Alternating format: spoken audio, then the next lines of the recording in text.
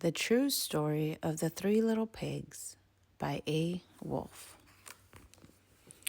Everybody knows the story of the three little pigs, or at least they think they do. But I'll let you in on a little secret.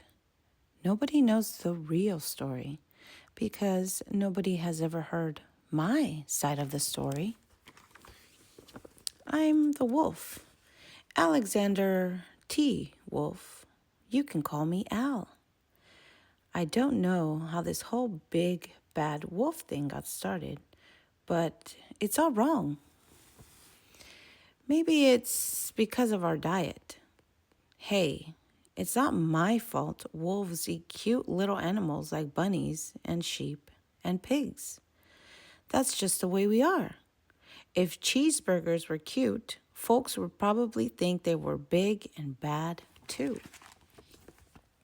But like I was saying, the whole big bad wolf thing is all wrong. The real story is about a sneeze and a cup of sugar. This is the real story. Way back in Once Upon a Time, I was making a birthday cake for my dear old granny. I had a terrible sneezing cold. I ran out of sugar. So I walked down the street to ask my neighbor for a cup of sugar. Now, this neighbor was a pig, and he wasn't too bright either. He had built his whole house out of straw. Can you believe it? I mean, who in his right mind would build a house of straw? So, of course, the minute I knocked on the door, it fell right in.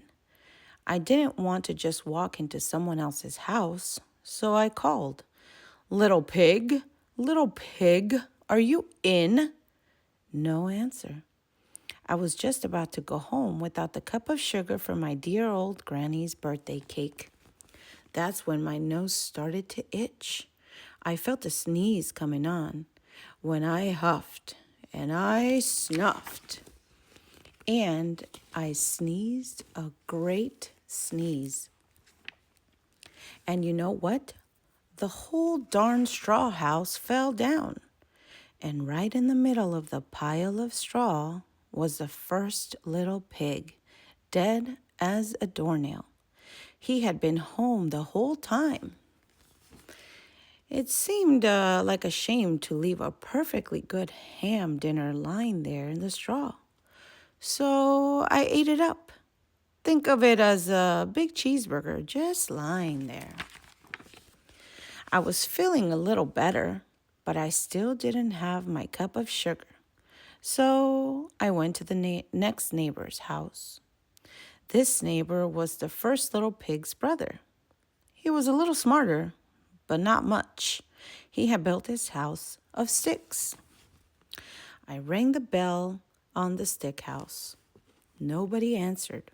I called, Mr. Pig, are you in?" He yelled back, "Go away, wolf! You can't come in. I'm shaving the hairs on my chinny chin chin." I had just grabbed the doorknob when I felt another sneeze coming on.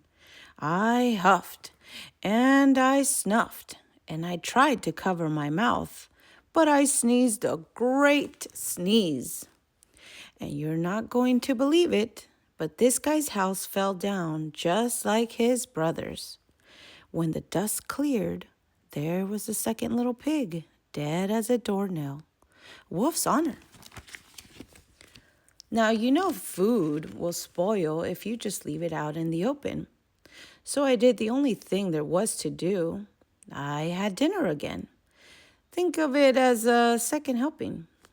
I was getting awfully full, but my cold was feeling a little better, and I still didn't have that cup of sugar for my dear old granny's birthday cake. So I went to the next house.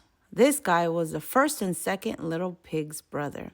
He must have been the brains of the family. He had built his house of bricks. I knocked on the brick house. No answer. I called, Mr. Pig, are you in?" And do you know what that rude little porker answered? Get out of here, wolf. Don't bother me again. Talk about impolite.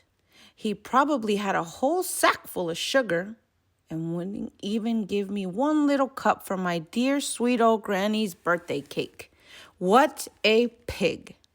I was just about to go home and maybe make a nice birthday card instead of a cake when I felt my cold coming on. I huffed and I snuffed and I sneezed once again. Then the third little pig yelled, "And your old granny can sit on a pin." Now, I'm usually a pretty calm fellow, but when somebody talks about my granny like that, I go a little crazy. When the cops drove up, of course, I was trying to break down the pig's door, and the whole time I was huffing and puffing and sneezing out and making a real scene. The rest, as they say, is history. The news reporters found out about the 2 pigs I had for dinner. They figured a sick guy going to borrow a cup of sugar didn't sound very exciting. So they jazzed up the whole story with all of that huff and puff and blow your house down. And they made me the big bad wolf. That's it. The real story. I was framed. But maybe you could loan me a cup of sugar? The end. Follow for more stories.